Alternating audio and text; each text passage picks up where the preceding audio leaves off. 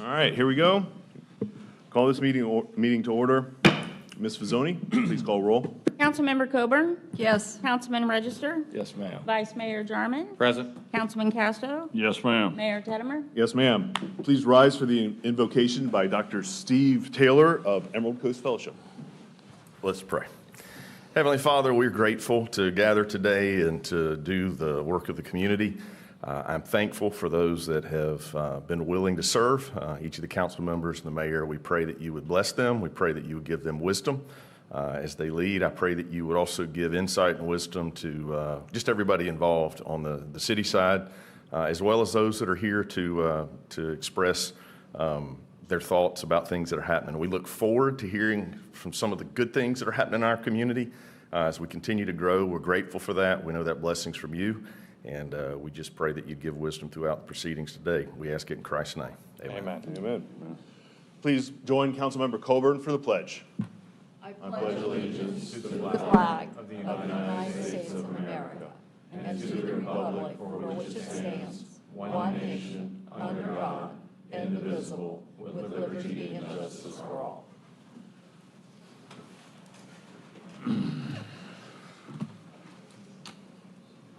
Okay, we now move, get these a little closer so people can hear me.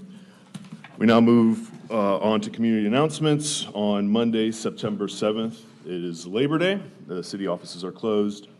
Our next council meeting is Thursday, September 10th at 5 p.m., so that's our evening meeting. Our following council meeting is Thursday, September 24th. That's a morning meeting. That's at 9 a.m. On Saturday, September 26th, there's the race for Bay's 5K, 10K, and Fun Run at Conservation Park. And then Saturday, September 26th, there's the Fall Festival, which should be a good time at Aaron Besant Park. That is it for community announcements. We now move on to the approval of the meeting minutes. Motion to approve. Second. We have a motion to approve and a second. Ms. Fazzoni, please call roll. Councilmember Coburn? Yes. Councilman Register? Yes, ma'am. Vice Mayor Jarman? Yes, ma'am. Councilman Casto? Yes, ma'am. Mayor Teddemer? Yes, ma'am. We now move on to the approval of the agenda and additions or deletions. Mr. Whitman, No, sir. no additions or deletions. I noticed in the crowd, we had a number of folks from Laguna Beach here that wanted to hear about that, and we have that last in the agenda. You guys mind if we move that up to first? Motion to approve as amended.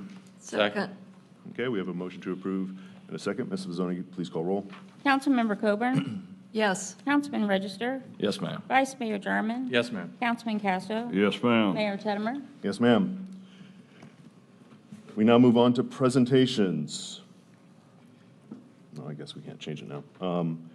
We have an update on the Bay Economic Development Alliance by President Becca Hardin. Becca? Thank you, Mr. Mayor, members of council. Thank you for having us today. Excuse me, as the mayor said, my name is Becca Hardin, and I'm with the Bay County Economic Development Alliance.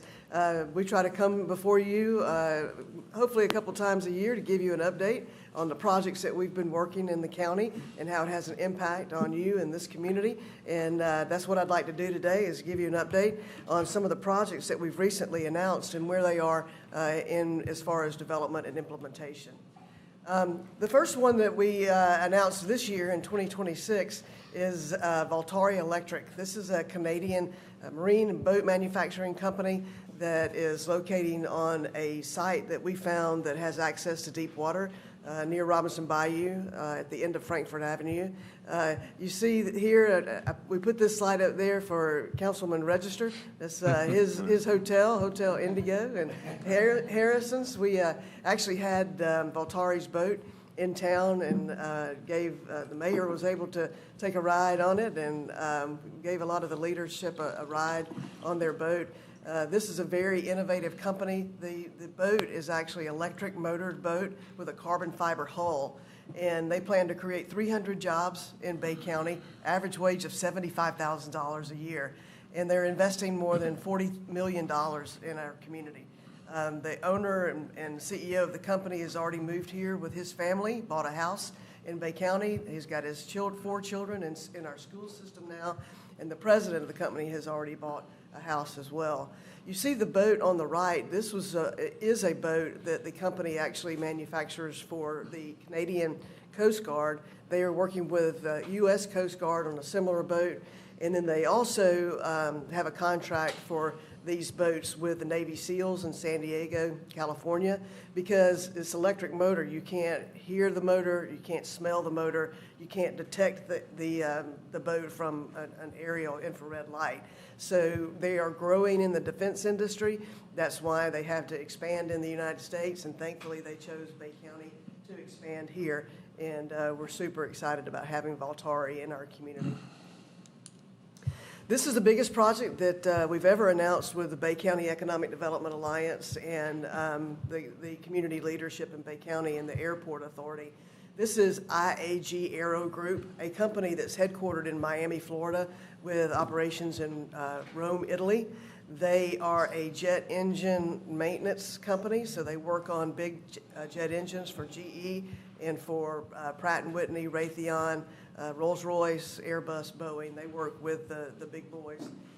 In this artist rendering, you see that they plan to build a 120,000 square foot maintenance facility at our airport that will eventually have access to our 10,000 foot runway. And the key thing about this project is that they will build a jet engine test cell, and that's an asset worth about $75 million. If you get a company to build a jet engine test cell in your community, they're not going anywhere. But looking further into phase 2, they'll build a second test cell and then 2 wide-body hangars. This project will create 500 new jobs in Bay County, average wage of $65,000 a year, and it's a $107 million capital investment. We worked with Triumph Gulf Coast and their board, and we were able to solidify a $25 million grant to help support the recruitment of this company, and we are using that grant money to help build the maintenance facility that you see there in this picture. The company also bought an existing manufacturing facility in the city of Lynn Haven, 140,000 square feet on 36 acres. They're using that for warehouse and distribution. That building is already full. They plan to have 150 of the 500 employees in this facility. They've already got 50 employees working here. This company is going to be a company that we want in our community because they're already very philanthropic. You see the big jet engine. This is a GE jet engine on the right. This is a jet engine that they've already donated to Haney Technical College. There in front is a student that's in the FAA-approved A&P maintenance program. He looks thrilled to be there, yeah. He's about to graduate, so we're going to hire him. You're going to get a good job. This is the first engine. There's a second engine coming.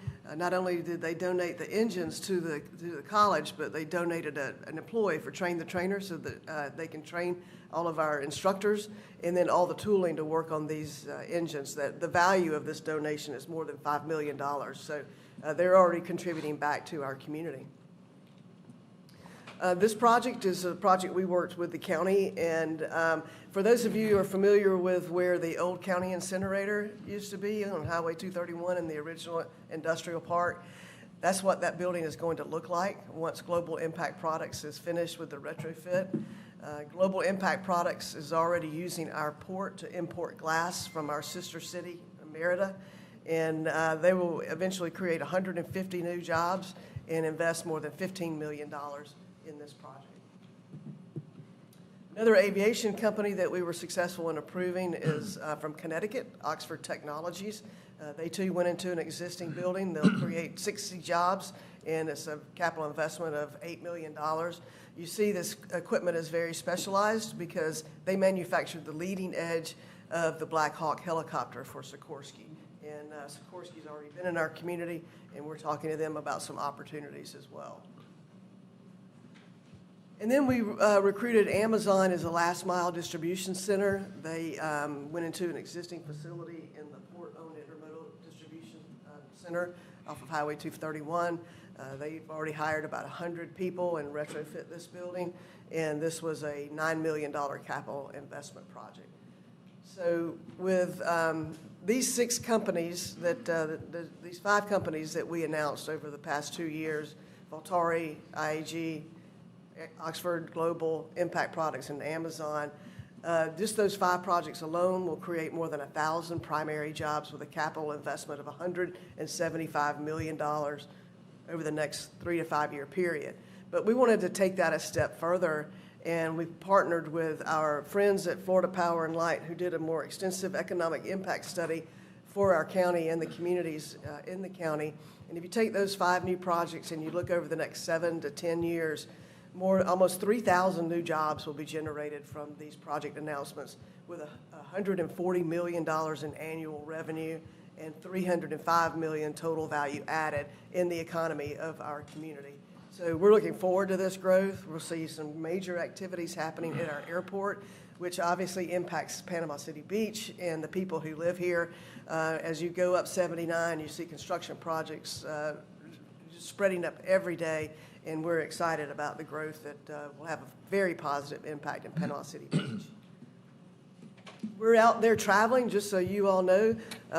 We are a small, lean, mean machine, but we are around the world. These are some shows that we're targeting that we've already been to this year. Maintenance, Repair, and Overhaul Americas in Orlando. Ben and I, my colleague Ben Moorman is here with me. We're invited by State Commerce to go on a recruitment mission to Canada, which was very successful. And we just returned from London, England, where we were at the international show, where we met with more than 20 companies in 3 days and got 3 good substantial leads from that trip. Saturday, I've been asked by the Secretary of Commerce for the state to join him and his team on a trade mission and recruitment mission to Taiwan. So I'll be taking that 30-hour flight to Taiwan and representing our communities there. And then we'll be going to a big boat show in Tampa in October, as well as Maintenance, Repair, and Overhaul show in Europe, in Amsterdam. And then we will be going on a recruitment mission to our sister city in Merida. So we're working for you, we're working for the county. We're excited about these announcements that we've had over the past year and a half. Now we're ready for implementation and for recruitment of the suppliers of these main companies that we've recruited. So thank you so much for your support. We appreciate your partnership together. We're seeing great things happen in this area, and we want to continue to make great things happen for Bay County. I'll be glad to take any questions, Mr. Mayor. So five companies across aviation, maritime, manufacturing, and distribution. Do you have a core focus? That's an impressive array of companies. Yes, sir, great question. We do have target markets that align with the state of Florida. Aviation, marine manufacturing are our 2 key priorities for target markets. Because we have an international port, logistics and distribution is also one of our key target markets. And obviously advanced manufacturing. So we are seeing success in all of those major sectors that we are focused on. And how long do these deals take to come to fruition? We've got one that we're working on at the airport, and Cole's been very involved because he's the airport attorney as well, that we announced in 2023 that we're still working to try to get it under construction. So some can last, upwards of 4 or 5 years just to get going under construction. Valtari was not that was the exception. It took us 6 months because we found the perfect site for them that already had existing buildings on it. So it can range from 6 to 8 months to 3 or 4 years. So you got to have I tell people that economic development is a marathon, not a sprint. So you've got to have patience, and we've got a great team that's working to make these projects happen. All right. Any further questions from the council? Becca, obviously, you guys have a great relationship with Haney Technical and then the colleges that we have here. What does that look like when we're bringing these people in, and your substantial relationship with these local institutions and a pipeline of bringing families up and being able to work here and stay in our community and not have to leave if you don't work in tourism anymore? Great question, because it used to be, I've been in this business, I moved here from Georgia, I've been in this economic development for 25 years. And it used to be we would sit at the table with the president of a company, and their first question was, how much money are you going to give me? It's not the case today. Their first question today is, how are you going to meet my workforce need? So our educational partners are the most important partners that we have in the recruitment process. And if you hadn't been to Haney lately, I would advise you to go and meet with Angela Reese and take a tour. I would take any president of any company in the world to visit Haney Technical. Their marine programs, their aviation programs, their welding programs are second to none. And when we bring companies here, that's one of the first stops that we make is Haney, Gulf Coast State College, Florida State University, the Bay District School System. If we can't provide an answer to how we can meet the workforce needs of the project, we're not going to make it to the next cut. So great question, and we cannot do what we do without a strong educational partnership. Vice Mayor, you had something? I just wanted to thank you for being here. Thank you. Very good presentation. Yeah. Thank you. Great work, you and Ben both. Thank you, Ben, for also Yeah. being here. Thank you both. Thank you for your continued Thank support. you. Thank you. All right. We now move on to Employee Years of Service Awards. Councilmember?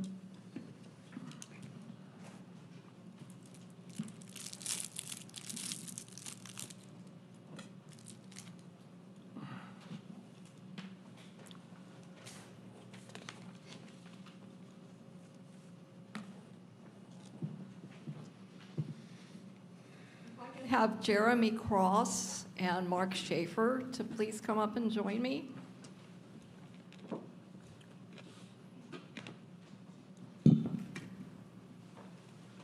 Good morning. How are you this morning? Thank you so much for taking time out of your day to be here. I'm sure Mark made you come. But Jeremy has been with us for 5 years. He is a dependable and dedicated member of our wastewater operations team. I'm told that his technical knowledge and his proactive approach and his commitment to safety and compliance has really contributed to the reliability of the operation of our facility.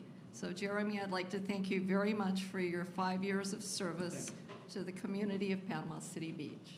Mark, would you like to?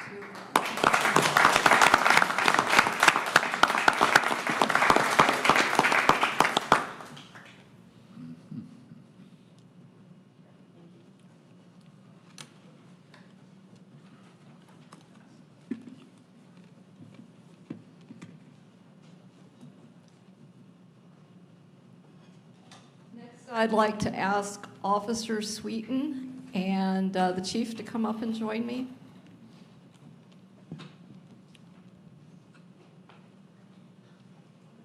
Good morning. How are you this morning? Oh, is this your lovely wife? Fiance.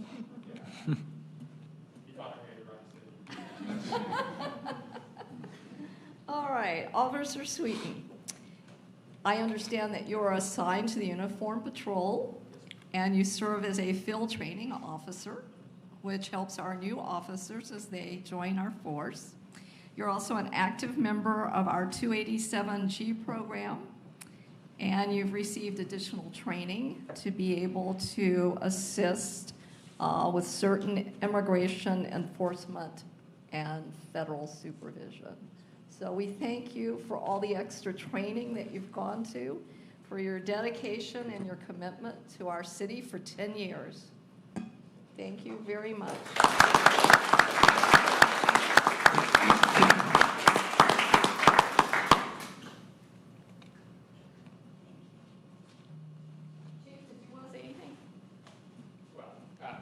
No, just that Officer Sweet is a very valuable member of our team, as you guys heard, and we're proud of all his accomplishment. 10 years in this job is very difficult, and we look forward to the next 10 to 20 years there, Sweetie.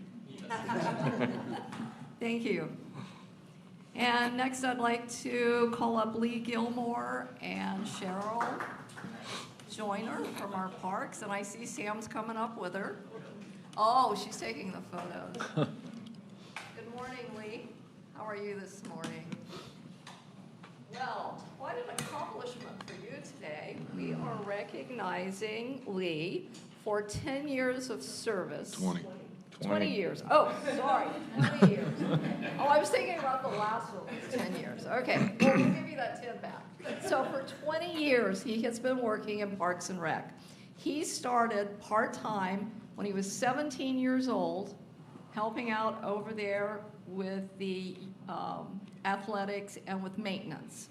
And now he is the athletic supervisor, managing the youth and the adult sports. So congratulations, and thank you so much for your 10 years of service to our 20. Parks community. 20 years of service. I'm just taking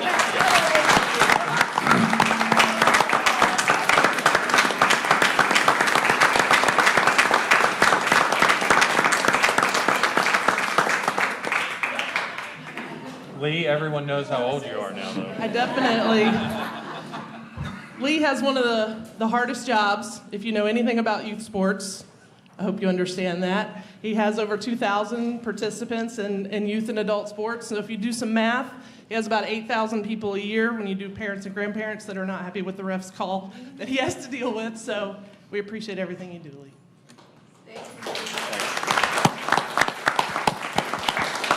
Stay here with me. Because this lady is hitting another milestone. And I think she started when she was 15, to have worked for 20 years for Parks and Rec. And I want to thank you so much for all that you've done for our Parks Department. I think you started as the head of the Parks Department about the time I was elected. So I've been able to work with you for the past 4 years, and it's been such a joy. And it's been a joy to see all the improvements that have come to all our parks, not just Frank Brown. So thank you so much for your 20 years of dedication to the city of Panama City Beach. We appreciate you.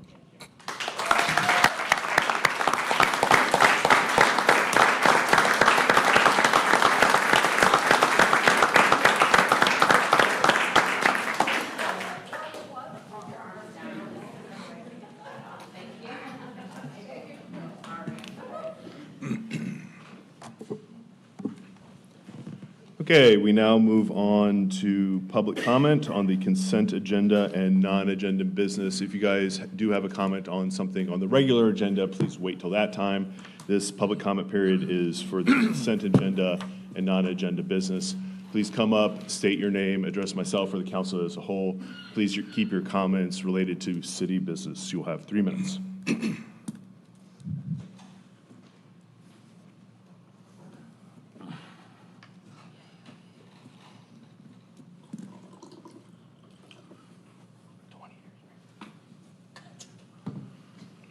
Once again, my name is Captain Gary Wayne Beck. I live at 2601 Beach Street. I'd like to address the good people of Bay County that I just addressed a few seconds ago.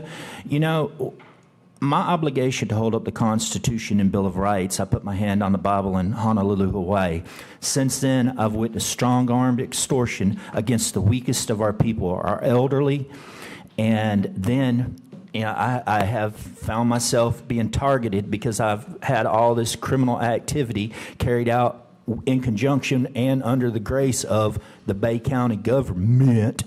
And I've had some bad things happen to children, and I currently am in possession of the record of the individual that came over to my house and told me that he was a Sir, minor. please keep this relevant to Panama City Beach, not Oh, yeah, Bay I'm County. sorry. Let me, okay, you're right. I remember when you and Ethan both said that the molestation of a child happened in the county and it don't matter on Panama City Beach. How Never proud of happened you. on You know what I'm saying? But during the meantime, we're talking about the Constitution and Bill of Rights. That's why I Sir, don't want to be please keep saying your comments nothing. relevant to Panama And, City I Beach. think strong-armed extortion on Panama City Beach is important, because I've had gallons and gallons of tears from the elderly that you're ripping the properties from. You remember Miss Cindy, right? And there's a bunch more since her. Am I lying? No. $42,000 for 1 day's labor. That's a lot of money, ain't it? For an elderly lady. Oh, yeah. It was $16,000 first, and she got thrown in. Everybody knows the story, how she got thrown in a room by 3 men and didn't hold she owed $42,000 for 1 day's labor? Now, go ahead and tell me that's right, Mayor. And then we got Ethan over there. I told him what happened to that child, and I cried on his shoulder. And what did he say? The same thing you did, Mayor, as they kicked me out this building and tell me I can't talk about it. It happened in the county. It happened in the city. That's exactly what Chief Telemontes says when they forge my name. They forge Sir, my name. And then they please turn keep this around- relevant to Panama City Beach, not your issues with the Yeah. Bay County government. Not with the issues of Bay County government. So the Constitution and Bill of Rights don't matter, right? And the fact that our law enforcement officer back there won't recognize a capital felony that if any American citizen does would go to jail for, such as forgery, strong-armed extortion, you know, and all this. Sir, please keep your comments relevant to Panama City Beach. Keep me going. But guess what? Everybody can see, because I've been 16 years into my obligation to uphold the Constitution and Bill of Rights. No matter how much crap y'all put out about me, no matter how many lies you put out about me, you can't hide from the truth. You know, the truth of the fact of what you've been doing to the old people in this town and the perversion that y'all plowed yourselves in inside this government, preying upon the children. You know, and I can link the fellow that, you know, let me get it politically correct, what he told me. I'm a minor attracted individual. You know, and this girl could have been 6 or 7 years old, you know? And, oh yeah, that's right. It happened. Thank you, Mr. Beck. You're a disgrace. Further public comment on the consent agenda or non-agenda business? Seeing none, we now move on to the consent agenda. Ms. Fazzone? Resolution 26-155, a resolution of the City of Panama City Beach, Florida, authorizing additional expenditures at set unit prices and an amount not to exceed $50,000 for fencing supplies, installation, and repairs under the city's existing contract with Mr. Fence of Florida, Inc. for fiscal year 2026. Resolution 26-156, a resolution of the City of Panama City Beach, Florida, approving reimbursement to Bay County Board of County Commissioners related to McGelvey Road repairs in the amount of $33,451.50. Number 3, revision to the master audit list to remove obsolete items. Can I get- Motion to approve. Second. We have a motion and a second to approve the consent agenda items. Ms. Fazzone, please call roll. Councilmember Coburn? Yes. Councilman Register? Yes, ma'am. Vice Mayor Jarman? Yes, ma'am. Councilman Casto? Yes, ma'am. Mayor Tettemer? Yes, ma'am. We now move on to our regular agenda. We have a modified regular agenda. We've moved, if you're following along at home, regular agenda item number 7, discussion action item, voluntary private sewer connection program from the Laguna Beach sewer expansion area. Who's going to speak on, is Mark going to speak on this? Mayor, I'll take the first crack at it, and then I think Okay. we'll defer to. So what we're going to do for this item is just give us a brief overview. We'll call for public comments, so you guys can ask some questions or, you know, make your comments. And then we'll have Mr. Davis or Mr. Schaefer kind of help us walk through it. Okay? Yes, sir. Go ahead, Thank Mr. you. Davis. So to give you the backdrop here, this is, for several years, the city has been working to expand its sewer system into Laguna Beach in a 3-phase project. Those 3 phases have been talked about for as long as I've been around. In 2023, we were able to get a $3 million appropriation from the Florida legislature, thanks to Representative Griffith, Senator Trumbull. And so that's when we began the design of the first phase, which we call, I think, Phase C. And so then in May of 2026, you approved a $6 million construction contract to actually expand that sewer connections across that first phase of Laguna Beach. I'll defer to Mark, but I think it's several hundred different connections that will become available. What the grant doesn't fund and what the city doesn't fund is the actual, once we install the pipelines across the neighborhood, we don't fund the private connections to those individual lots. And so we've spent a decent amount of time thinking about different ways in which we can try to make it feasible for those private connections to happen. And so the memo before you details some options there.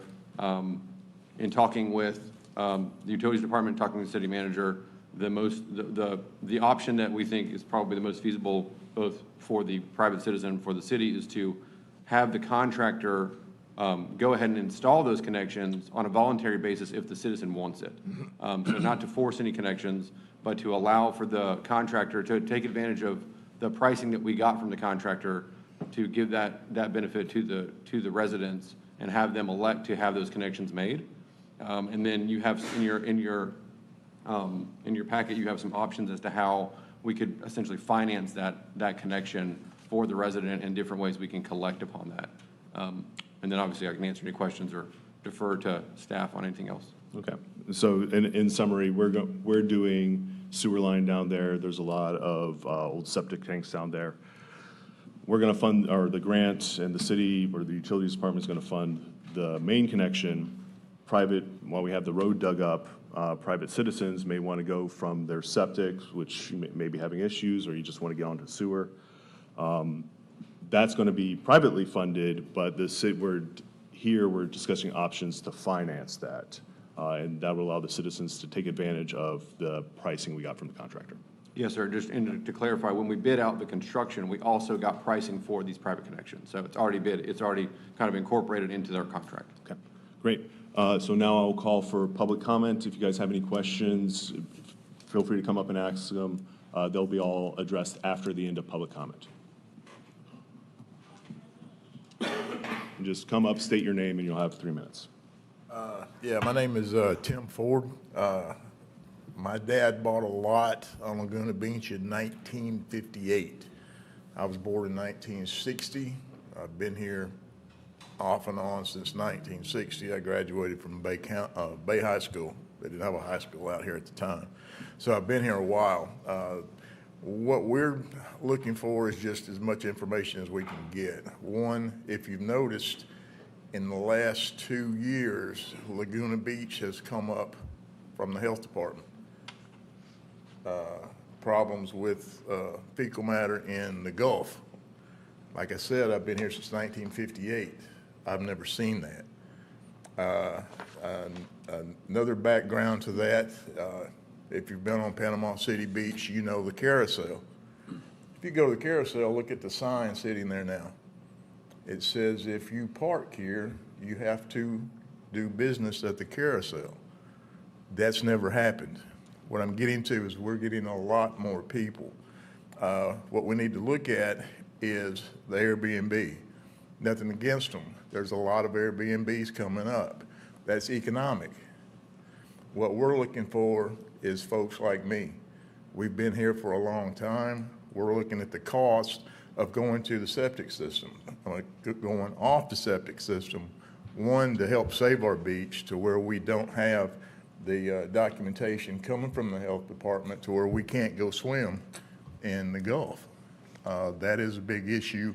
This project is going to help that issue. So looking at what's coming down for a lot of us that have been here is the cost of connecting to the system. We're for the system because it's going to help everybody. So our question is the initial cost. There's a lot of places that have been in families for a long time. One of my suggestions is if we could get with the city to come to the Laguna Beach Association meeting. It's not an HOA, it's an association that goes back, if you don't know the history of Laguna Beach, it goes back to when the properties in Laguna Beach were originally sold. The gentleman that sold the properties back in the early 50s put on deeds that our beach would not be built on. Large process, went to the state. State is the conservator of the agreement, and the association is just there to make sure that that agreement is upheld. A lot of the people in that association have been on the beach for a very long time. So if we could get a connection to where the city could come, because from what I see, if we initially connect as the contractor is there, it will be less expensive for us to do that. And Tim, if you could just start wrapping this up, please. Well, that benefits us, but it also benefits you for us to get connected as soon as possible. I think that would be a correct statement. So as soon as we could get what the cost to initially do it, so we can help get the information out and possibly work with you to come to the association with, you can't put everything in stone, but as close as we could get to it so we could get more of the older people that have been here for a long time that see what this is going to do for us to get connected, not only to help us in our pocketbook, but help the city. We appreciate you, Tim. You're just substantially over time, and we're more than happy to have the conversations outside. Yes, I just letting you know, the alarm's messed up. They're gonna have to fix it after the meeting, so I'll try to keep track of the time for you. okay, yeah, everyone gets the same amount of time, that's just the rule, don't want to be mean or anything, everyone gets the same amount of time. Okay, any further public comment on this item? Yes, sir. Thank you very much for letting me ask questions. One of the first questions I have. And ma'am, what's your name? Oh, I'm sorry. Linda Gerstner. I live in Laguna Beach. I've got like 5 questions here. If a homeowner or property owner does not pay the impact fee to hook up, or wait a minute, if they choose to pay an impact fee now, can they pay it like the terms that you guys are giving us for the 5, 10, or 15 years? Financing, whatever. That was one question. The next one is the impact fee. Is it different than what we were given a couple months ago from Mark? I didn't see it in the paperwork. Also, vacant lots that are not developed, will they be charged the $31.06 per month if they're not developed? They're vacant. So of course they're not going to hook up, impact fees. What is the difference between a 3 and a 4-inch pipe? What's the use of it? I don't understand that. I don't know if it's the number of bathrooms, whatever. And then the last thing is the date update for the contract. I mean, it was supposed to start in May. Now it's, several months behind. So I'm wondering if that's been revised, what can we expect to start construction, et cetera. Okay, That's all I've got. Thank you. thank you, Ms. Kirshner. Further public comment on this item?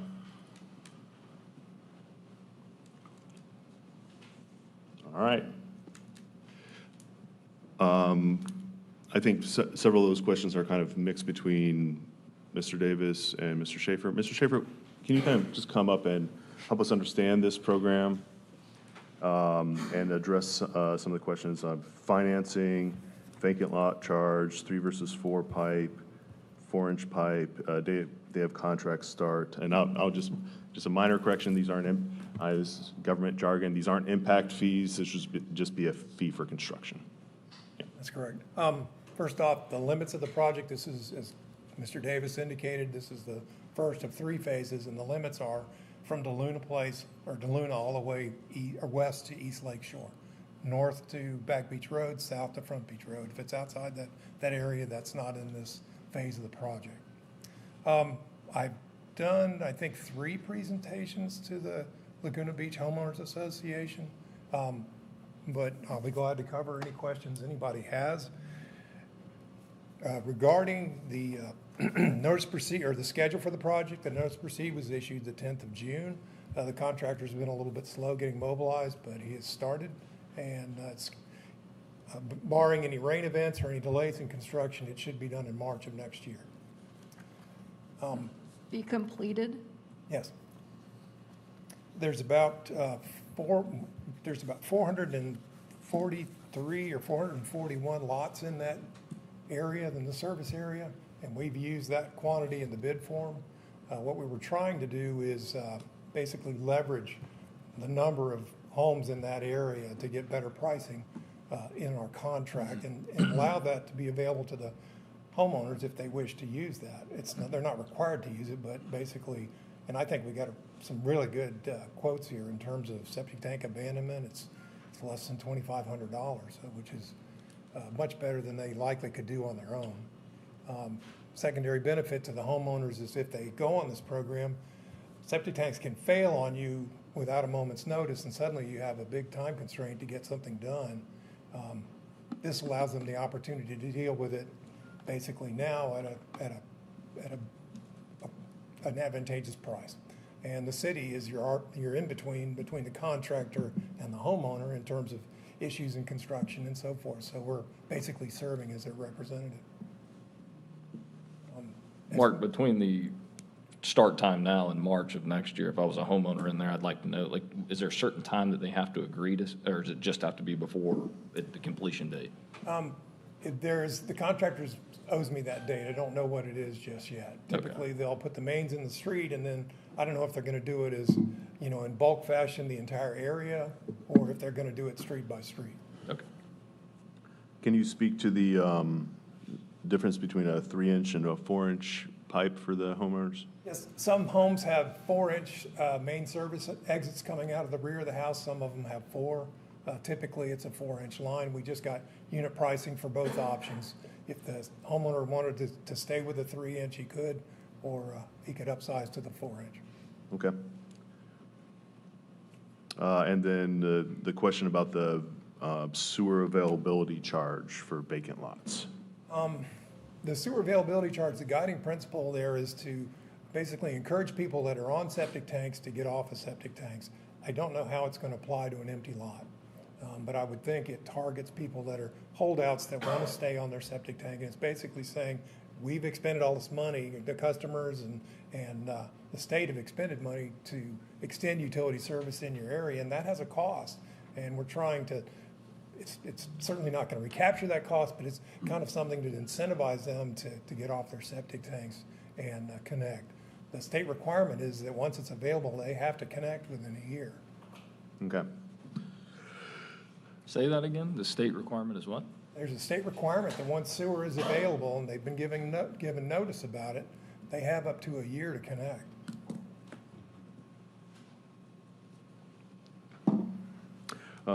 Mayor, may I address one Yes. more question?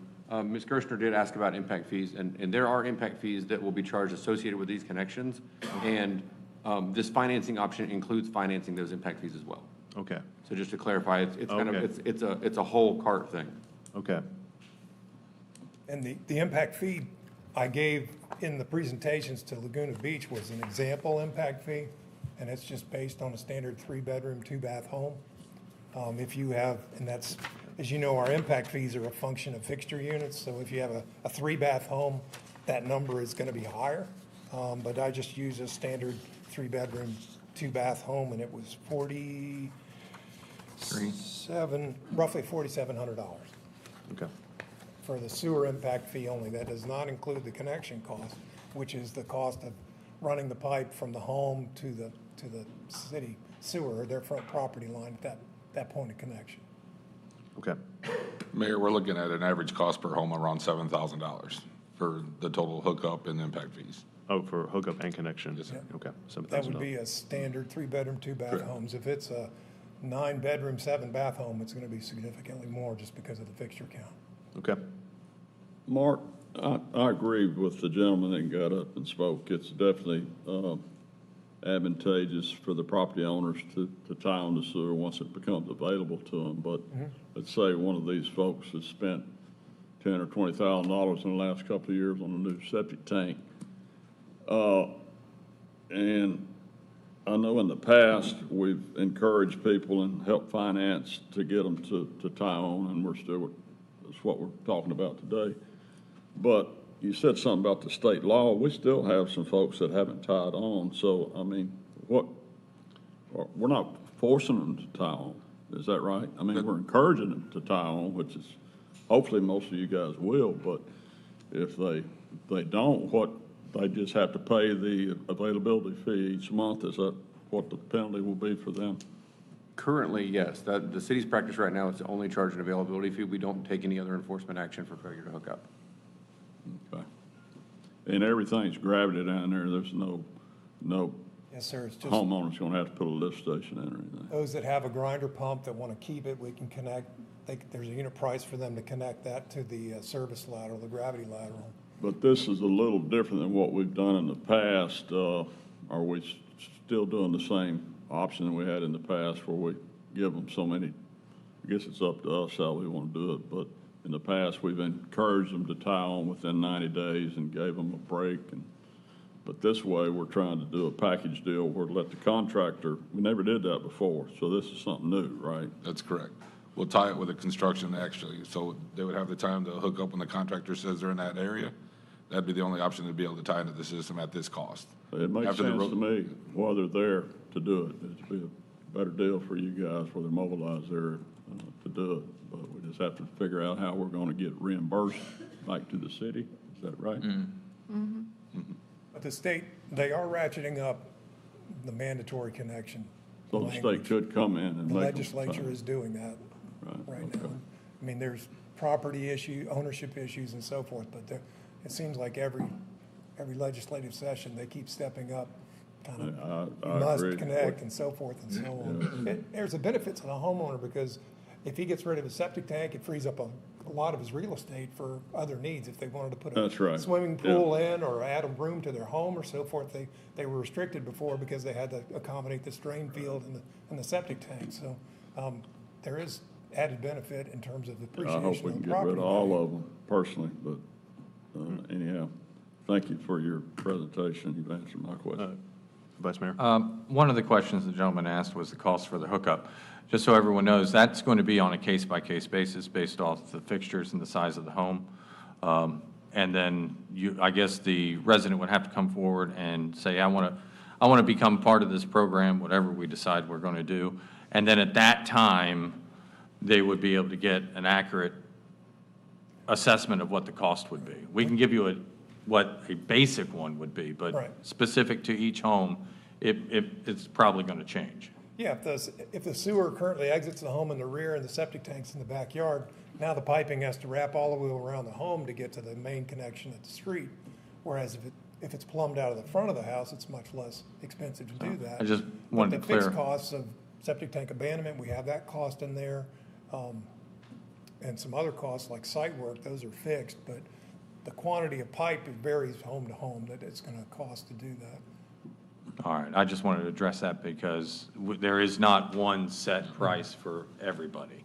So it's going to be on a case by case. But we can give them an estimate of what their impact fees would be if they'll give us a fixture count. We can help in a lot of terms in terms of getting a better picture of the financial costs. So if we move ahead with this, probably the way it'll look is if a resident wants to hook up, at that time, they come forward and say, hey, I want to see if I want to be part of this, and then the assessment would go forward and they would get a price. Yeah, they can approach us now, and we can come up with an estimate for them. Okay, thank you. Mr. Davis? Yeah, and just to clarify the Vice Mayor's point, so this will be an individual contract between the city and the homeowner for each individual hookup. So it will be a case-by-case kind of bespoke thing that we do for each lot. So it won't be kind of all one shot, so there will be some mechanics to each individual one that will be by contract. So if they want to write a check and pay cash right then, they do it, or we could finance it for them. Is that kind of where we're at? Correct. Those are the options available to get. Obviously, we need your direction on that. Now, the septic tanks, the old septic tanks, that will be part of the, they'll have to remove those once they go on, and that'll be included in the price. Is that right? Right, the unit cost for that is $2,400 and $3.57. Okay. Okay. Anything else for Mr. Schaefer? Thank you, Mark. thank you. Okay. So Finance has done a bang-up job, giving us a few options to kind of, to work with here. Can someone come and just walk us through these, Mr. Davis? Yes, sir. So, I mean, what we feel like is probably the easiest mechanism to finance this is to have an agreement with each property owner and have a certain term. We've looked at 5-year terms, 10-year terms, and 15-year terms. We've looked at interest rates that would be associated with that. Finance believes that 3.75% is what that money currently earns in the bank. As far as, I'm not the finance person, but I'm doing my best. And so we've calculated, different options based on those terms and based on a suggested 3.75 interest rate. And what we would do is, assuming that you took those terms, if the homeowner wanted to agree to those terms, we would simply assess that annual cost on their tax bill the same way that we do your fire assessment or your stormwater assessment. Well, help me understand that, because this project's outside the city limits, right? It's in our utility service area, but this is outside the city limits. Yes, sir. So they're not currently getting anything from us, but we'd work with the property appraiser or the tax collector. We to would get work it. with the tax collector and the homeowner to have them agree to do this. Obviously, they, as Councilman Castro said, they could just write a check, but that would be kind of a backstop to make sure, but since the city is fronting all the money, to make sure that we are able to collect that money.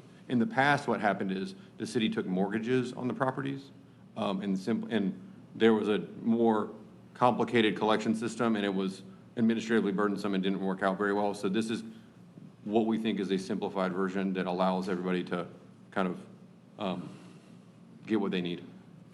Okay, so the options outlined in this memo are cash up front, installation option, or installment option secured by a lien on the property. That's Yes, sir. And then the third would be they'd voluntarily agree to a non-ad valorem assessment. Yes, sir. Okay, so those are the kind of three options, and I believe the staff recommendation was the non-ad valorem assessment. Yes, sir. Okay. And that's attached to the deed of the house. So they sell their house, it just carries over to. Yes, so by contract, it would need to, carry over. So if they sell their house, the new owner would take over those payments, because obviously the person who's gone doesn't want to keep paying for the. Yeah, they're non-ad Sewer valorem assessment. connection. Oh, yeah, if we go with a non-ad valorem. Similar to the way solar panels work or whatever. Yes, sir. Okay. Got it. Okay. And then amongst those options, we have outlined 3 terms, a 5-year term, a 10-year term, and a 15-year term. And as you mentioned, Mr. Davis, there is, the staff is recommending a 3.75% interest rate, which is what the utility fund is currently being able to get for that money in the bank account. So it's not taking from the entire city's, every utility payer in order to subsidize. That's the kind of our break-even point there. Yes, sir. Okay.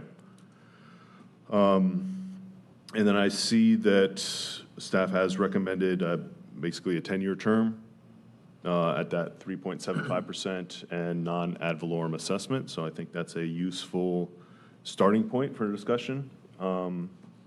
Is anyone? Is there not a way to offer all 3 terms, or is it only a way we can choose 5, 10, or 15?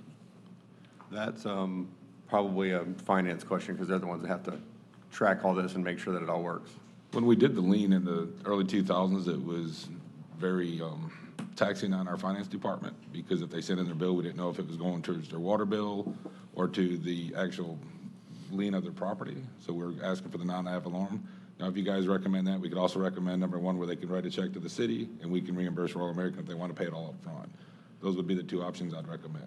And if they desire to overpay their payment or pay a little bit early, are they able to do that? No penalty? Yes, there wouldn't be a prepayment penalty if they wanted to, I mean, if they wanted to come in for 1 year and say, okay, I'm going to pay all of mine in advance, don't put it on my tax roll, we would do that too. I mean, we want to be flexible with this. But they would, sorry, Vice Mayor, but they would go to the Bay County tax collector to do that. How would that, what would that? The way that would mechanism- work is if they came in and gave a check to finance and said, here's my annual payment, then we would contact the tax collector, because we have to submit the roll to the tax collector every year. Take it off. And so we would just take them off the roll for that year. Okay. Hopefully Deborah's not mad at me right now when I'm answering these questions. And she's nodding her head. She's Okay, that's nodding- good. She's nodding her head. Okay. I'm sorry, Vice Mayor. You Yeah, I was just going to say, if the council, depending on what the council says, it's really A and one of the others. Correct. So, and then they could pay partial upfront, and it would just be finance would adjust that to the roll. So. And, I'm sorry. No, I was just going to say, you can decide, I've got half of this that I want to pay up front, and therefore only half of the charge is going to go on the roll for the non-ad valorem, so. And to clarify the action you're asking us to take here today, you're asking for direction to create to finish creating this program. And would this come back as a resolution, or would this be it? Yes, sir. The program will come back kind of fully fleshed out as a resolution, and we'll build it out with all the details per your direction. Okay. Sounds like we're giving as many options as we can to encourage them to tie on. Yes, sir. Yeah. So I guess to Councilman Register's point, though, could we offer multiple terms, or should we decide on one term? think staff's recommendation is to decide. One term. But I'd like that term, I'd like to be sensitive, because, I mean, you have a home that ends up being a $10,000 a year, you're taking $1,000 out of these people's household income for on an annual basis for those 10 years, so maybe we look at the longest term to be able, and if they can pay it off early, great, that's great, but the least impact, I think you'll get the most response for, and maybe dragging it out a little further. So that's, okay. In the memo, it says, did we have what the average cost was 7,000, right? We didn't model, Or the average the cost is model, 7,000, a but we model didn't model home, that payment. a model home was about, the 3-bed, 2-bath model home was roughly $7,000. So the, Councilman Register, the annual payment we have in this chart is, which is in the packet online, by the way, this is available for everyone. 700. Is based on per $10,000. So if they go above that 3.2, about 30% above, they would get that 1,200. Okay. Well, let's take this in pieces. One is the options on, I think we're all potentially agree that we'll accept cash up front, right? And then, so the two other pieces of the options are installment plan based on secured lien or non-ad valorem assessment. Staff recommends non-ad valorem assessment. I think makes That's them. where I'm at, the That's- non-ad yeah. valorem assessment. Okay. You guys, Councilman Castro? Yes? Yes. All right. Mary Coburn? Okay, so we got that portion done. A and C. A and C. Would it be possible to require that, should the property change hands, that this debt would be paid off at that time? You could We do that. we could have an acceleration clause, yes, if you wanted to. Which is exactly that, right? If they sell it, then it's all due up front. Right.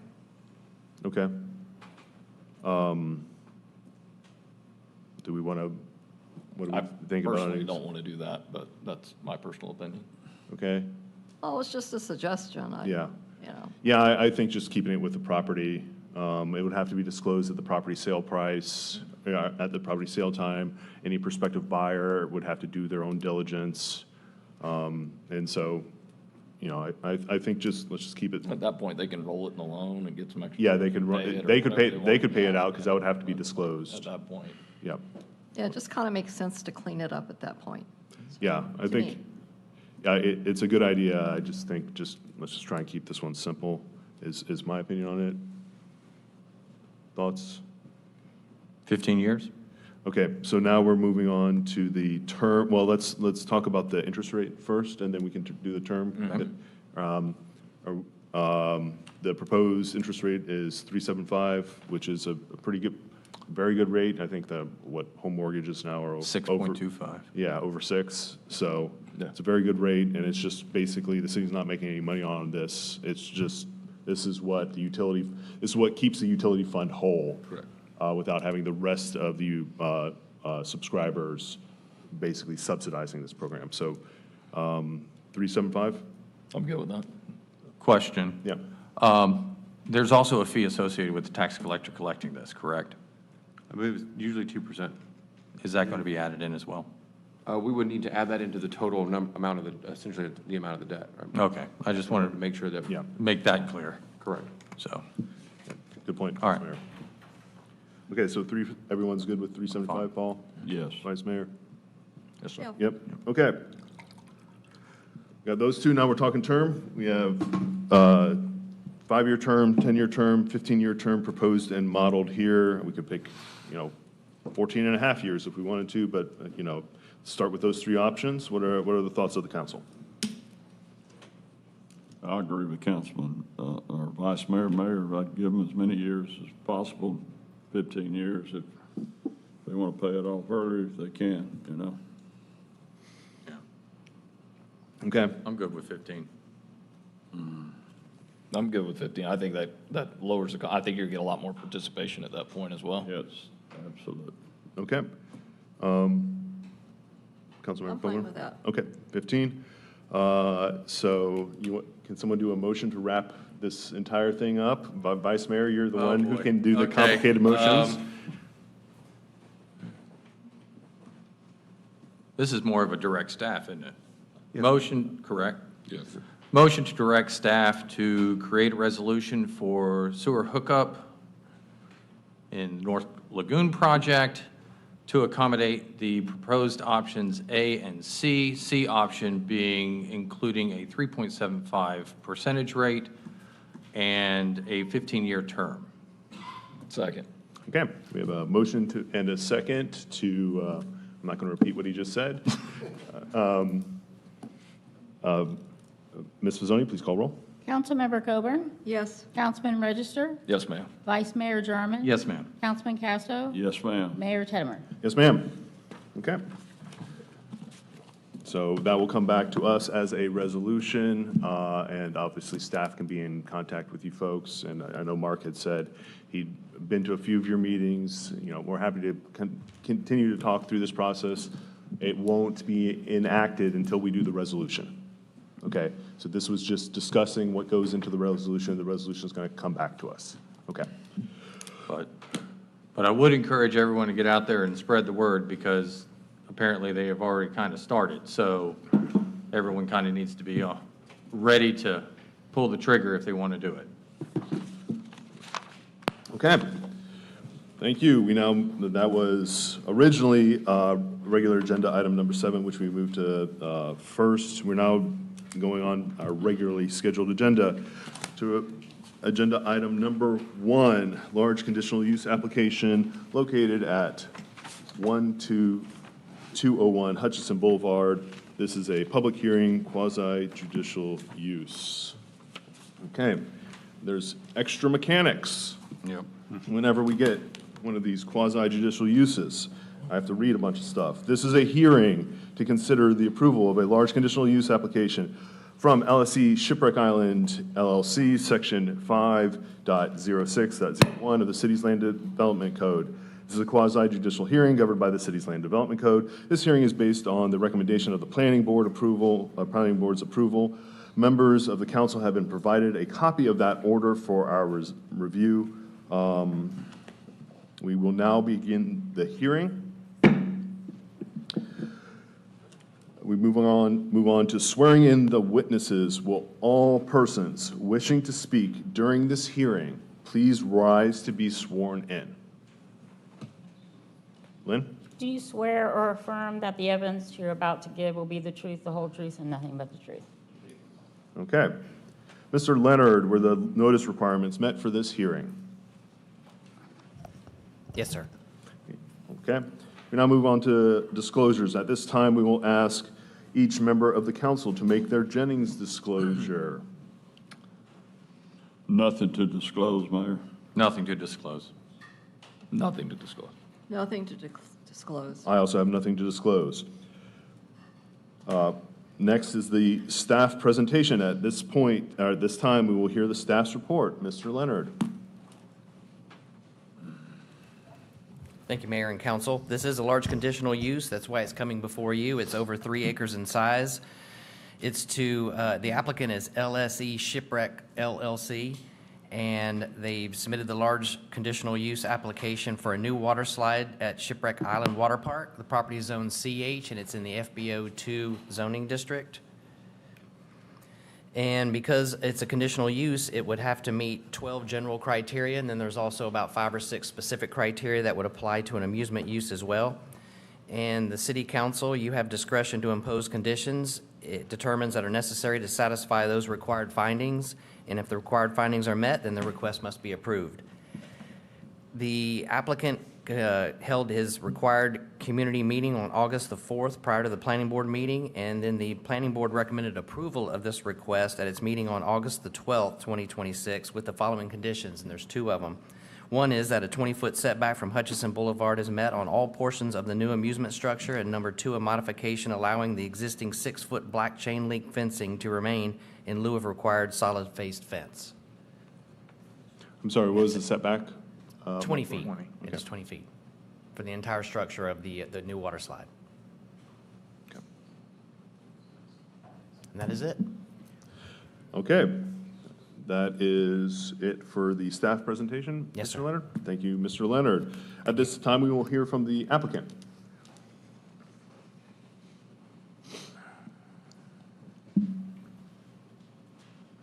Thank you for having me here today. This new slide tower presents a great opportunity for the water park itself. It's a $5 million investment and 20 seasonal jobs, roughly 20 seasonal jobs added to the park itself. We've worked with the city extensively to make sure that we comply with all necessary municipal and county regulations on this particular slide tower. It's going to be a great new attraction for the community, and we're very excited to construct this. And so once we do hopefully get approval from the city council to pursue this, we'll get into action immediately for this. But I'm happy to answer any questions that the council might have on this particular project. What is the location? It's on the northeast corner of the water park itself. Okay, where the children's play area is? That's correct, yes, sir. Okay. Northwest. Northwest corner. Northwest. Northwest corner, yes, Yeah, sir, I'm northwest. sorry. By the back gate. Yeah. And what's the, it's a water slide? Yes, sir. Okay. Height? 50 feet, 55 feet? 50 feet, yes, sir. 50 feet? Okay. Questions from the council? No. For the applicant? No, I don't have. I have one question. Okay. Mayor, Yes. could you state your name for the record, please? Yes. Oh, yeah, I'm sorry, I missed that. I missed that. apologize as well. Clark Davis. Clark Davis, that's right. That's why I didn't know what to call you. All right, thank you, Mr. Davis and Mr. Davis. Seeing none from the applicant, thank you, sir. Oh, thank you. Thank you, Clark. I'm just going to be a little informal, I guess.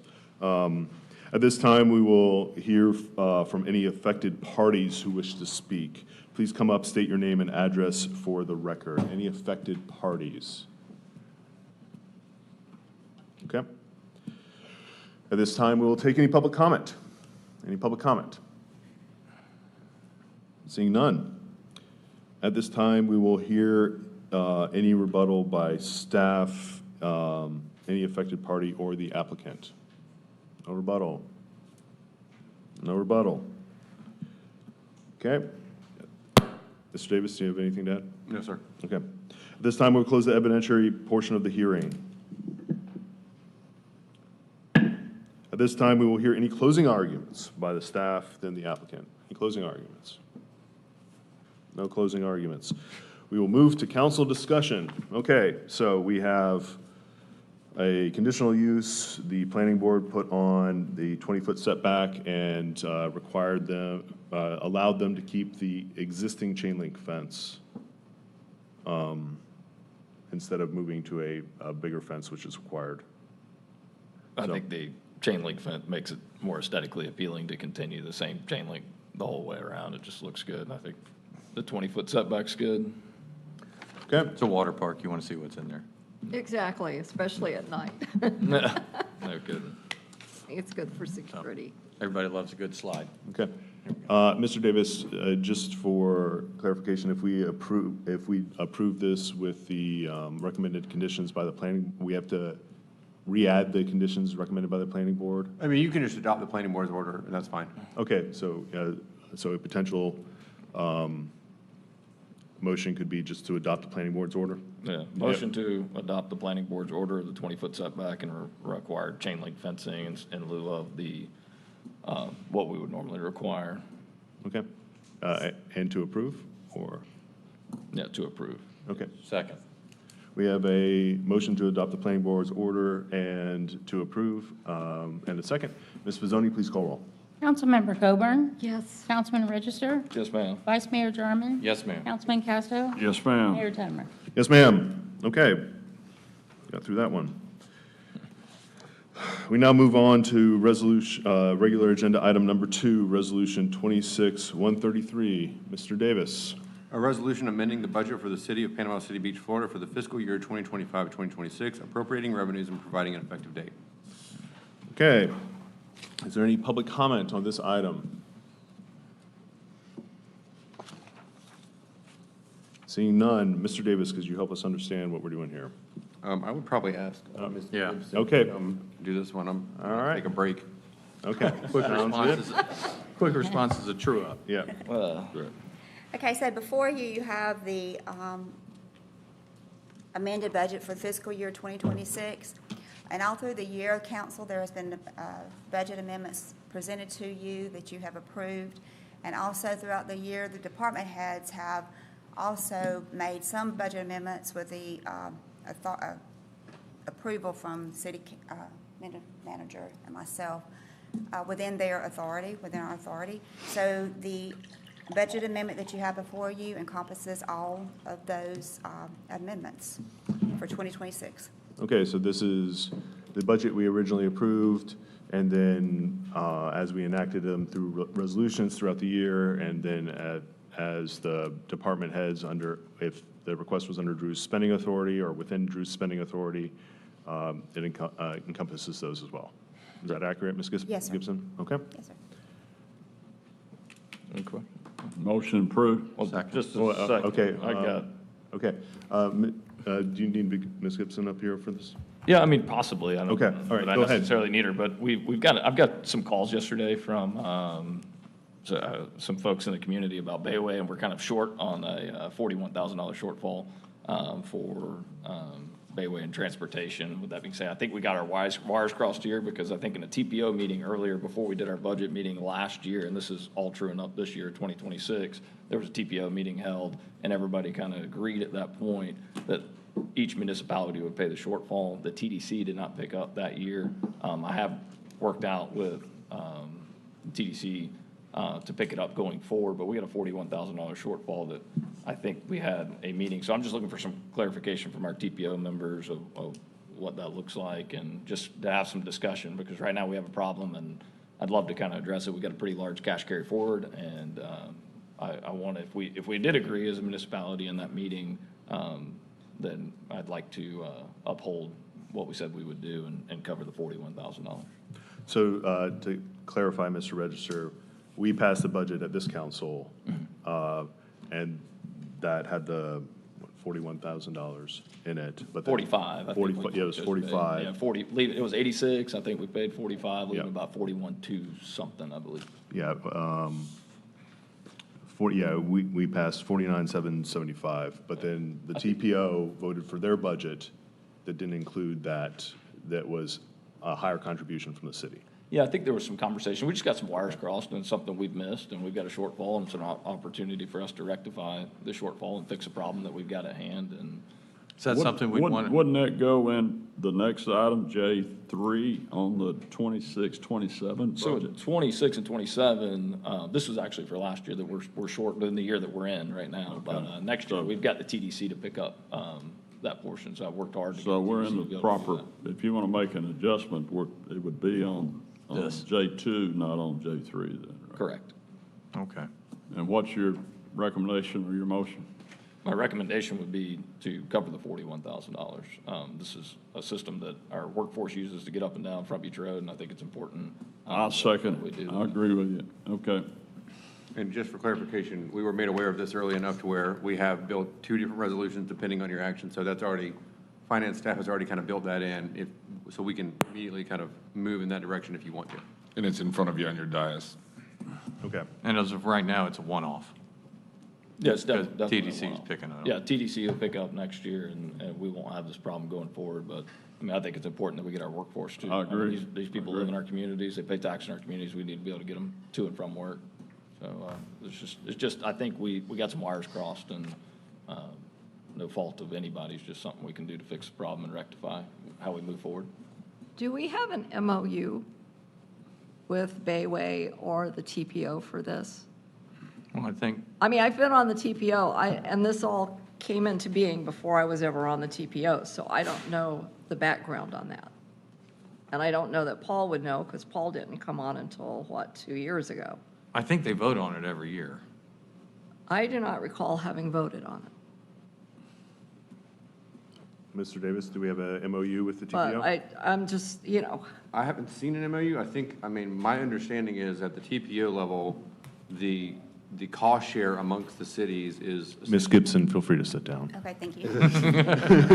It's based on population, as I understand it, right? It's based of on the city? ridership. So they track where people get off and get on, and I think, so there's a table that we see every year generally that tracks, what they believe our proportionate share is compared to the other cities. And then they submit a funding request to the cities to that end, and it's approved in your budget process every year. And so that's, I've never seen an MOU, I can't say that it doesn't exist. My understanding is the process is it originates from the TPO, and then is submitted to each individual city, and then there's a funding request that then gets funded by each city, subject to your, obviously, budget and appropriation. Right. That's my understanding. And just, okay, so, yeah, and it's addressed at I can't remember what meeting at the TPO, but also one of the things that really jumped the cost for us is the Sunday service. And at the time, TDC was paying the Sunday service, and then we had a gap. And this is that gap, from my understanding and my conversations.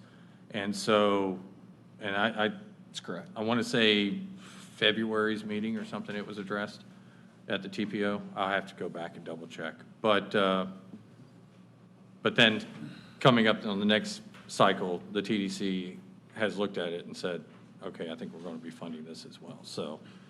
Yeah, so if I recall, and that's why when we discussed the budget last year, the TDC initially funded Sunday service. The TDC ceased funding Sunday service, and so the TPO sent us that bill, right? We said, we don't need to fund Sunday service, right? But then it appears that the TPO has budgeted in Sunday service and voted on and fully approved the process. So there's a gap between what we said we would fund and then what the TPO, including our members, have voted on. So I think we still have do we have a motion on the table? Motion and a second. We have a motion and a second on the table. Is there any further discussion on this item? No, I think it's great that the TDC is picking up going into next year. And just to talk about Sundays, I mean, it's a major checkout day for us guys. We continue to grow into more of a year-round destination. I mean, people come in on a Friday and they leave on a Sunday, so being able to get the workforce to these places safely is important, It definitely, hopefully keeps a lot more e-bikes off the road and doing dangerous things, cutting across parking lots and scooters and things. So I believe it's beneficial to get these people to and from work safely. Now, do I believe the TDC has a portion in paying that? Yes, and they're going to step up and do that. So we got great partners over there. But I would ask probably, and we've asked this of everyone that we give money to, I believe, is Mr. Hobbs come in and just talk to us about the ridership That's on the beat. Fantastic point. Yeah, absolutely. Yeah, I agree. We'll talk about that in our budget for next year, but yeah, absolutely. Okay, motion second. Further discussion? Okay, and the motion was to the 41,000. The 41,000. Okay, so the amended, but so just to be clear, the amended budget subsequently amended to adopt the 41,000. Okay. The shortfall of whatever it is. I don't know. Yeah, whatever the shortfall is. Whatever the shortfall is. Okay. Yes, thank you. Motion second. Ms. Pizzoni, please call roll. Councilmember Coburn? Yes. Councilman Register? Yes, ma'am. Vice Mayor German? Yes, ma'am. Councilman Casto? Yes, ma'am. Mayor Teddemer? Yes, ma'am. Okay. We now move on to regular agenda item number 3, Resolution 26-134. Mr. Davis. A resolution establishing the budget for the City of Panama City Beach, Florida for the fiscal year 2026-27, appropriating revenues and providing an effective date. Okay, any public comment on this item?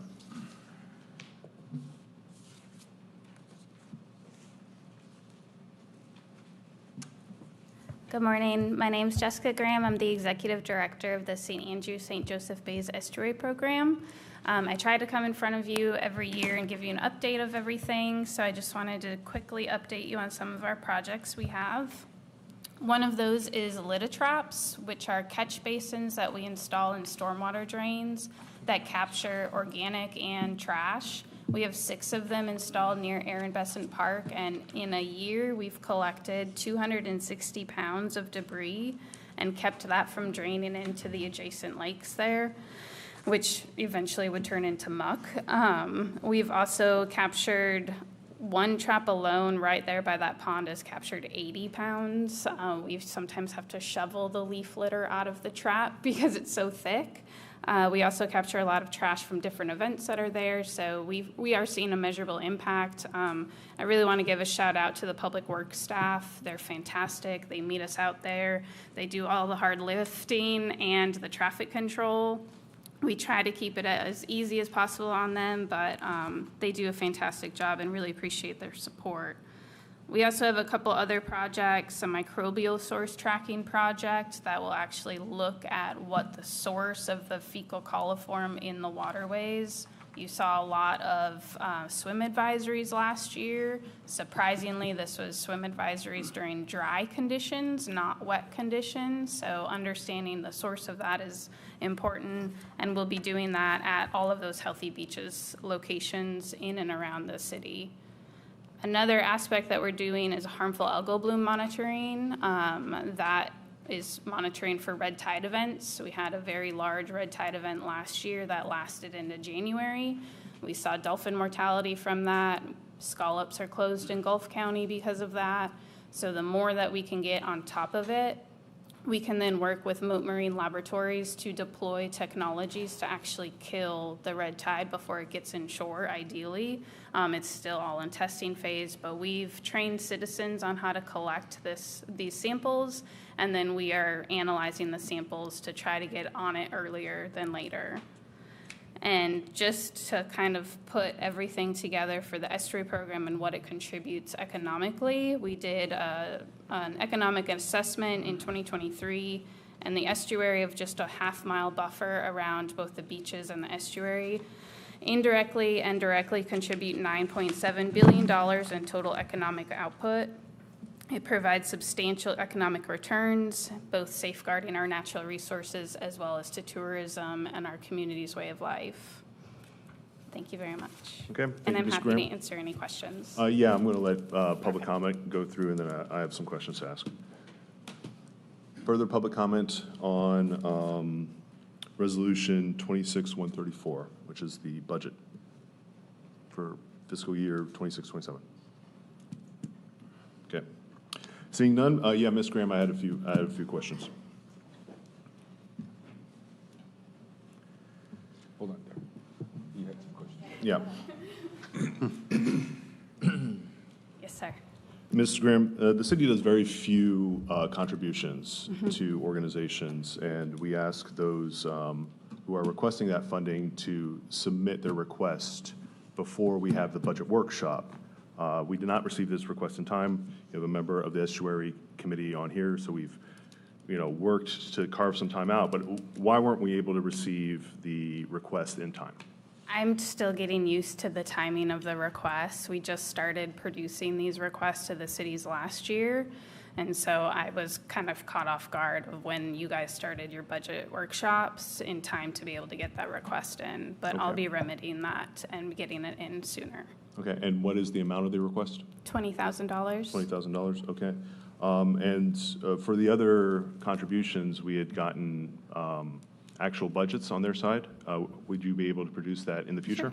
Sure. Yeah. I notice on your policy board, you have 12 voting members. Voting membership includes Bay County Commission, Gulf County Commission, Callaway, Lynn Haven, Mexico Beach, Panama City Beach, Parker, Port St. Joe, Springfield, and FSU Panama City. Correct. For any of those government entities, do they provide contributions? They do. We had contributions from a few of them last year. This year, when exploring contributions because of the upcoming November vote on taxes, some of them have said no. That contributed last year. Springfield will be contributing, and then the request hasn't gone into Bay County yet. Okay, so it's essentially Springfield is contributing of the members, so Springfield, and then we're considering here as Panama City Beach would be the only two contributing members from municipalities? Last year, we had Lynn Haven, Mexico Beach, Springfield, Panama City Beach. So this year, So no Panama City? not yet, no. Okay, We're working on it. okay. Yeah, I noticed you highlighted your member from Panama City, your most recent flyer on your website. Oh, that's a board spotlight. Yeah. So we've done that for every board member every month, trying to show who's behind the kind of the estuary program. Yeah. Any questions from the council? No questions. I thank you for being here. All right. Thank you, Ms. Graham. Thank you. Okay. So we had that tied out. We have, Ms. Gibson, do we have one resolution, two resolutions for this one? We have one resolution. We did include it after y'all's discussion at the We did include it, okay. workshop. Yes, Okay. so it is included. Yeah, I mean, I think it's, the estuary program is a great program, and it's a program like the other programs that we contribute to. They help a very broad range of people. It's not like we're, giving money to an HOA or something like that that's very specific. It's, they help the entire area, including Bay County. And for me, I feel like, I know like Councilman Register said, shame on them for those that don't help contribute to these programs. But if my neighbor doesn't help somebody, that doesn't mean I'm not going to. So especially if it's a program that assists in such a broad way and affects the area, especially environmentally, or with helping the elderly, or with helping kids. So I'm totally in favor of just keeping this 20,000 in there for the estuary program. I'd like to hear from Councilmember Coburn about, what her thoughts are. She serves on the estuary committee. Thank you. I think they do a lot of good work out there, especially monitoring the red tide, because that's something that really affects tourism here.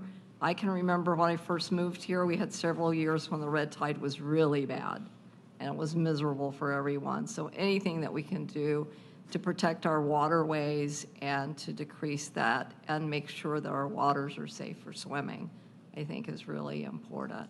The litter traps has been astounding. We only have a few around the park over there, but we've kept a lot of debris out of our waterways by using those.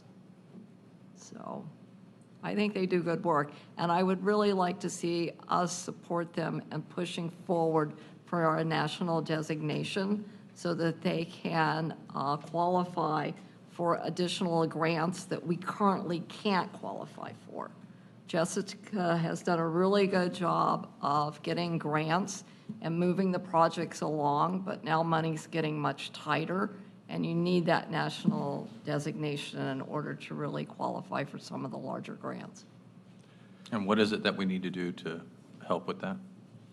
Dr. Graham would have to speak to Yeah, I that. think it's to, yeah, and we can follow up on this. Okay. Yeah. Let's add it to an agenda. Okay. Sounds good. I do have, I think it's a great program. And I agree with the Vice Mayor that it does make sense to do what's right, even if those don't. I do have a bit of a concern for cities having voting seats on the policy board without having any contribution, right? If a city, on the TPO, we all do our contributions. Why are there cities or other municipalities on the policy board that are not contributing? So that's something I would ask you, council member, to take to your board. Okay. And help us understand that. I think we've talked more about the estuary committee in the last 5 minutes than we've ever talked about that. So thank you, Dr. Graham, for coming up. I think it's a great program, Mary, and thank you for serving on it. Yes, thank you. And I think the beach probably benefits the most out of of any other city in the county. And it's important to have clean, beautiful beaches. So with that, I'll make a motion that we give Mrs. Graham or the estuary program the $20,000, however we have to do that. It's built in, right? Yeah, it's already built in. So just built in already? Yes, sir. So just a motion to. Motion to approve it. Approve resolution 26-134. Second. We have a motion to approve in a second. Ms. Fazzoni, please call roll. Councilmember Coburn? Yes. Councilman Register? Yes, ma'am. Vice Mayor Jarman? Yes, ma'am. Councilman Casto? Yes, ma'am. Mayor Teddemer? Yes, ma'am. We now move on to regular agenda item number 4, Resolution 26-135. Mr. Davis.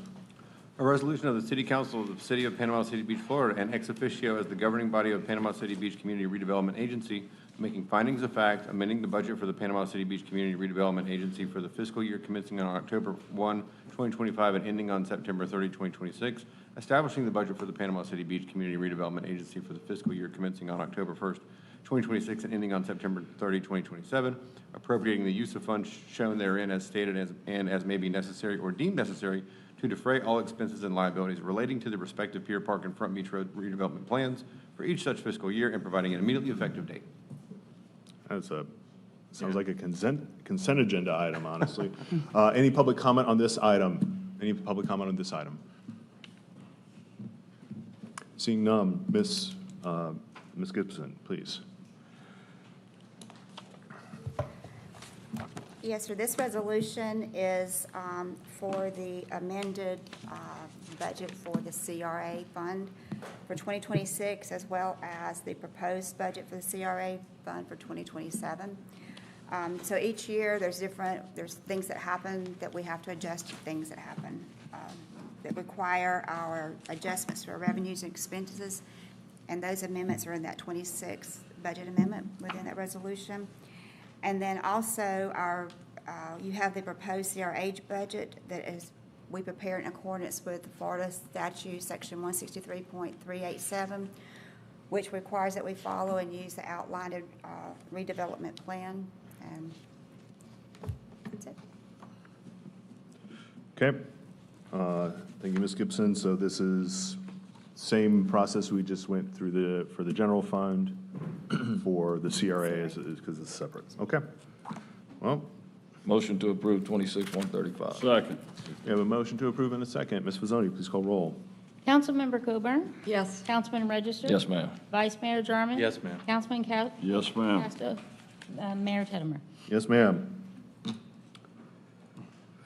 Okay, regular agenda item number 5. All right, regular agenda item number 5. Resolution 26-157. Mr. Davis. A resolution of the City of Panama City Beach, Florida, approving a grant agreement with the State of Florida Division of Emergency Management for the creation of a watershed master plan for the city in the amount of $300,000, designating the city's grants contract administrator as the city's authorized representative, and authorizing a budget amendment to reflect the receipt of these funds. Okay, any public comment for resolution 26-157? Any public comment? Seeing none, Mr. Adair, is this you? Yes, sir. All right, Mr. Adair, please help us understand this item. John Adair, Public Works. If you recall, Resolution 2619 back in October 23rd of 2025, this council approved $473,000 for the preparation of the city's stormwater master plan. We still continue to search for funding for that project, and we are able to secure grant funding to help recover some of that cost. So that's what's before you today is $300,000 to go towards that project. Okay. So this is to accept money from the, where's the grant from? HMGP grant from FDEM. Okay. All right. Any questions? Love grants. All right. Thank you, Mr. Adair. Motion approved. Second. Any discussion from the council? Oh, sorry. No. I apologize. No. We can do discussion after a motion in a second. I was Yeah, just, Sorry. You're excited, aren't just you? following the rules. Yeah, I'm excited to accept this money too. For this, Ms. Pizzoni, please call roll. Councilmember Coburn? Yes. Councilman Register? Yes, ma'am. Vice Mayor Jarman? Yes, ma'am. Councilman Casto? Yes, ma'am. Mayor Tedmer? Yes, ma'am. We now move on to regular agenda item number 6, Resolution 26-158. Mr. Davis. A resolution of the City of Panama City Beach, Florida, approving a grant agreement with the Department of Justice, Office of Justice Programs for 5 ballistic shields for the police department in the amount of $11,750, designating the city's grants contracts administrator as the city's authorized representative, and authorizing a budget amendment to reflect the receipt and appropriation of these funds. Okay, any public comment on this item? Any public comment? Seeing none, Chief Talamantes, help us understand this item.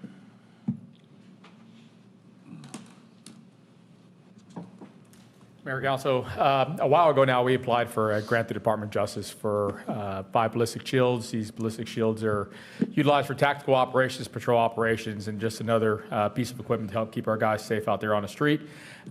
We were notified a couple weeks back that we were approved, so this would be at no cost to the city. This is completely grant funded and a vital piece of equipment for officer safety. Okay, great. Chief, thank you and everyone that worked so hard at the police department in procuring these grants. Yes, sir. Yep, absolutely. Yep. Thank you. We've got to protect our officers, protect our citizens. Thank you, Chief. Thank you. Motion to approve. Second. Second. We have a motion to approve in a second. Is there any discussion on this item, accepting the grant? Seeing none. Ms. Pizzoni. Councilmember Coburn? Yes. Councilman Register? Yes, ma'am. Vice Mayor Jarman? Yes, ma'am. Councilman Casto? Yes, ma'am. Mayor Tedmer? Yes, ma'am. We now move on to the city manager report. Mr. Whitman. No report. We now move on to city attorney report. No report? No report. We now move on to council comments. Councilmember Coburn, you want to start? Nothing today, thank you. Okay. One thing that just hit me with the Laguna Beach thing or whatever is just trying to put all that in a consolidated format for these residents to be able to see maybe a flyer or something that the city can put together. I don't know if that's doable or we already planned to do that, but just something where it makes it, simple and easy steps that we can get translated to them. Because I know we had a robust discussion today and we came up with this and we all kind of get it, but it took a PhD up here to be able to make the motion to approve it. So I'd just like to see the city be able to put something together that way. I know your team can do that. We'll get Aaron and Mark put something together and they can present it at one of their meetings. Thank you so much. Okay. Great suggestion. Councilman Register. Councilman Casto. Nothing from me, Mayor. Vice Mayor. Nothing for me. Everyone's back to school. I hope everyone's getting settled, enjoying it, and also enjoy your Labor Day on the 7th. Our next city council meeting is Thursday, September 10th, 5 p.m. here at City Hall. Have a blessed day. This meeting is adjourned.